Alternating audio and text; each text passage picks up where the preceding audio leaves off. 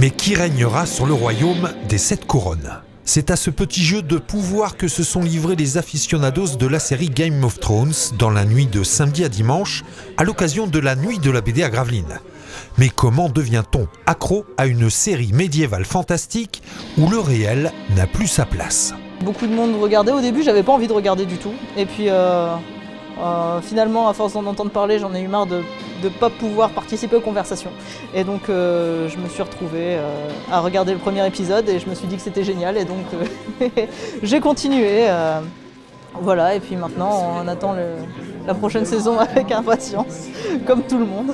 Si l'enthousiasme de Bénédicte vous donne enfin l'envie de suivre Game of Thrones, accrochez-vous, la saga entame sa 7e saison d'au moins 10 épisodes avec moult rebondissements. Je peux comprendre que quand on prend en cours de route, c'est difficile. Il faut... Ouais, et puis maintenant en fait il y a tellement d'épisodes et ils durent tous 40 minutes, il faut quand même avoir du temps à perdre pour se mettre à jour. Une série inspirante pour les fans, dont le coup de crayon se laisse facilement aller au gré des feuilles vierges.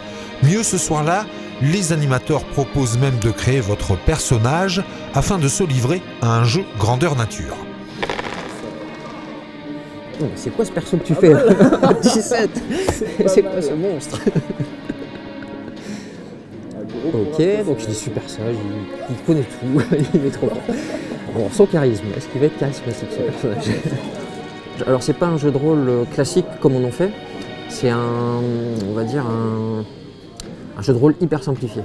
C'est-à-dire qu'on va déjà faire des sessions individuelles, donc de 30 minutes, donc une petite demi-heure chacun, et on va dresser en fait une séquence de la vie d'un personnage qui va s'inscrire dans l'univers du Trône de Fer, précisément autour du mur.